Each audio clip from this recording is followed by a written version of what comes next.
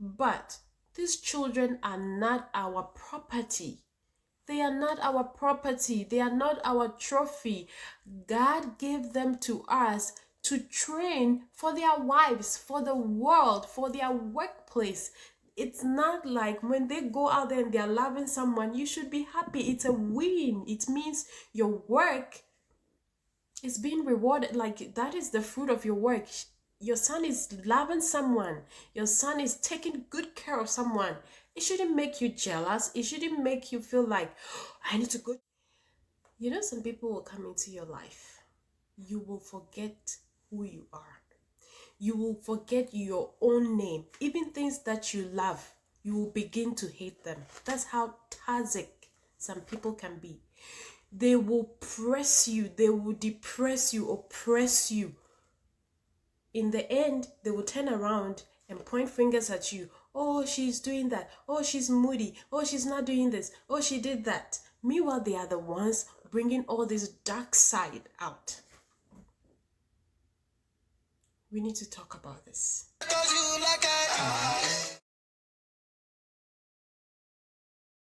Channel, if today is your first time, my name is Doreen. Please subscribe. I'm all about natural everything, natural parenting, natural health, and I also love to just change the narrative about how Black families are viewed, how Black people are viewed. And I'm a Christian, so from time to time I will share some faith stuff with you. Okay, let's go back. Disclaimer: if you know me in real life, please do not try to connect the dot. This is not about my parents or Chris's parents. This is just something that goes on a lot. Actually, what made me to talk about this is a post that was posted in one of my mom groups, a Ghanaian mom group. Well, it's like more of West African mom group. And the person was asking, would you stay with your in-laws? Man, the comments. I commented too, but I'm not going to tell you what I commented. The comments made me realize that, this thing is just so common, and it's something that we are not stepping back to look at ourselves and say, okay, what part do I play in this and how can I change this? And that is why I want us to talk about this. Number one, when two people come together to marry, they are different backgrounds, sometimes even different country. As in the case of Chris and I, he's Nigerian, I'm Ghanaian. Now we put an expectation of them to not just know themselves, okay? I mean, that they are trying to get to know themselves, they are trying to blend, and we put an expectation of them to also become best friends with the parents, the siblings. That's a lot of work. I don't know. Personally, I think that it's unfair, but you be the judge and leave your comments. I'm not saying I'm right. I'm not saying I got this figured out. But in my language, they say that if you point your finger at someone, the remaining fingers are pointing to you. So me, because from the comments I read, it's more like it's normally the son. It's coming from the part of the husband's family normally. So I have a son, so I had to say, okay, instead of just pointing fingers and say, oh, in-laws, one day I'm gonna be an in-law. So I asked myself, what kind of in-law will I be? Will I also be an in-law from hell? And so I started thinking about these things. When somebody comes and said they love my son, that is in itself is just so pure and beautiful, and all I have to do is to just push some. Okay, and I'm going to talk it more about like me being a mother-in-law to Judah's wife, because that will be easier for me rather than trying to pick on someone. So somebody falling in love with my son alone, that is a beautiful thing that I must just go out there and go like, oh my gosh, that in itself. But when I as a mother-in-law have a picture of who I want my daughter-in-law to be, And that's where the problem comes from. A lot of parents have a picture of who they want their son-in-law or their daughter-in-law to be. Or even the daughter-in-law have a picture of how they want to relate to their mother-in-law. And it's not a bad thing, but we have to know that expectations fail.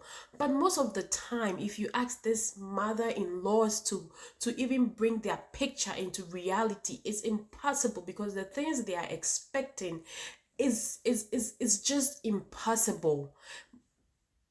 Things that they would not expect of their own daughters, or things that you know personally that their own daughters will not do.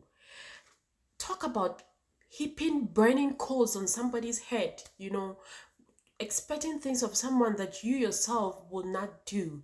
And I don't know where that stems from, but I believe that we can make a change. When somebody comes into our family, we must know that this person has come to love our child. And if we see our child happy, that should be it for us.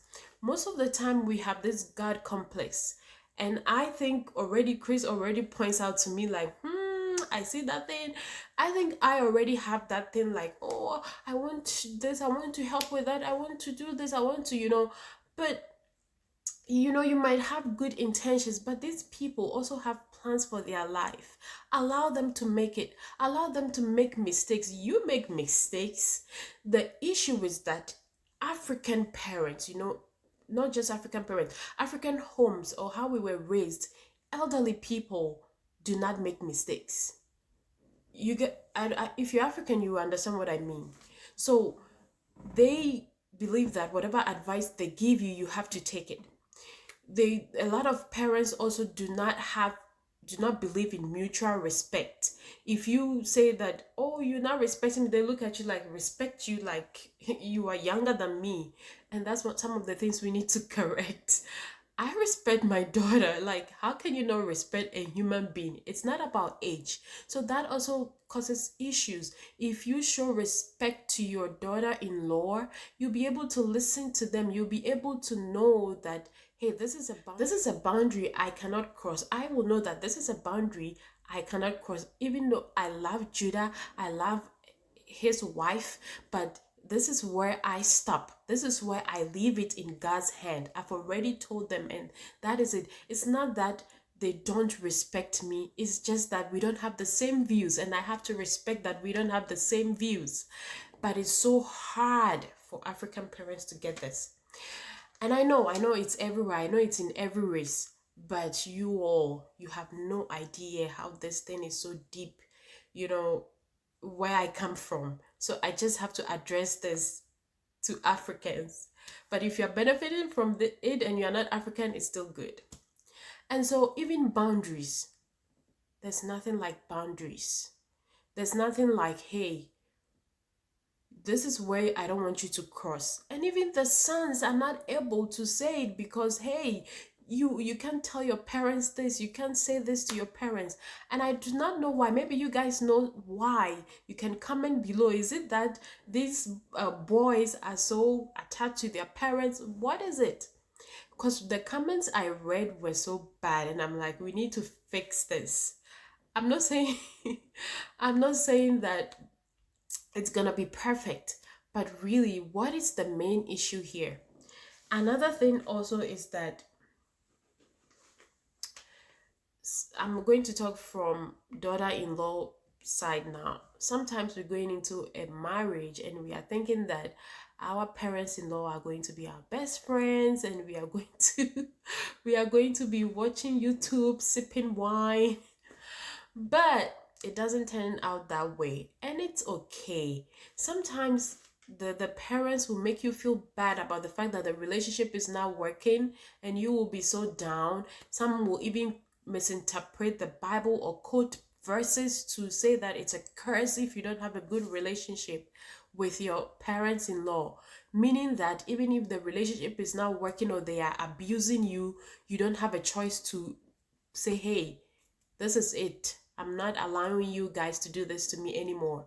Because some will even quote the story of Naomi, and say that, hey, if you are not close to, if you are not friends with your parents-in-law, or you don't chit chat or stuff like that, you are not going to prosper, which is not true. Which is not true, because I, as a human being, I am sinful, and I can be very bad to Judah's wife. So if I'm very toxic to Judah's wife, do you think that God wants her to be in a relationship with me, because she's going to be cursed if she doesn't have that relationship with me? No. But we keep on, you know, scaring people and trying to change their mind about, you know, what is right. And like, we keep on putting fear in Africa. It's like fear is used to derive respect. Yeah, we try to force things, we don't allow people to be. And so I'm going to end here. I don't want to put too much things on you, but I want to hear from you guys. What is causing these things? What are we supposed to do? I am looking at myself as somebody who is going to be a mother-in-law one day. Um, and I'm saying, what can I do? You know, what can I do? So let me know. Let me hear from you. I feel like, number one, I shouldn't go and be like a god over my kids. And you know, one thing that I always hear is, you know, I raised this child, I spent so much money on them, and now you are here and you don't want to honor me. And I hear that, you know, I feel for the mother who will say that, or the father who will say that. And I myself too, I think I'll also be like, oh, my Judah, my Isabel. But these children are not our property. They are not our property. They are not our trophy. God gave them to us to train for their wives, for the world, for their workplace. It's not like when they go out there and they're loving someone, you should be happy. It's a win. It means your work is being rewarded. Like, that is the fruit of your work. Your son is loving someone, your son is taking good care of someone. It shouldn't make you jealous. It shouldn't make you feel like, "Oh, I need to go check what's going on there. Why are they so happy? Why is that girl always busy talking? What?" You should be happy that your son is being able to love someone. You shouldn't be looking for things to pick at. But sometimes we feel like, you know, the honor should be given to us, like all the glory should be given to us, and we feel like all the glory is not being given to us. Or the girl, when she sees us, she should start kneeling down and bowing down and what. And we should understand that culture differs, and when these two people marry, they are going to learn about each other's culture. Now, when you are asking the if I am asking Judah's wife, oh, you don't know my culture, you don't know how to do this, I should ask the same of my son too. What does she know about the girl? Shouldn't be one way. So you expect the woman to know everything about, what about her?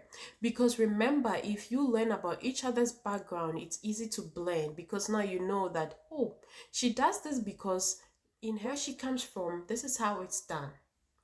And another thing I'm forgetting to mention, you know, things change. I bet you 20 years from now, 30 years from now, Isabel will be like, Mom, I can't believe you fed me those things, or I can't believe you breastfed this way. Things change every time science is coming up. Some years back, doctors were okay with mothers who are pregnant and smoke. Now it's like, what? You want to kill your baby? You want to deform your baby? So things change. So if years from now I'm telling Isabel, you have to breastfeed this way, and she's like, no, that's not how it's done now, I shouldn't be hurt. I shouldn't be hurt. Unfortunately, some mothers will want what they know to be what they want to do. I feel like if the person is not hurting their child, you have shared, what you think is good, then that's it. There's nothing. Unless they are harming their child, they're going to kill their child. And even in that case, you have to call authorities. You don't have to break the marriage. You have to call the authorities.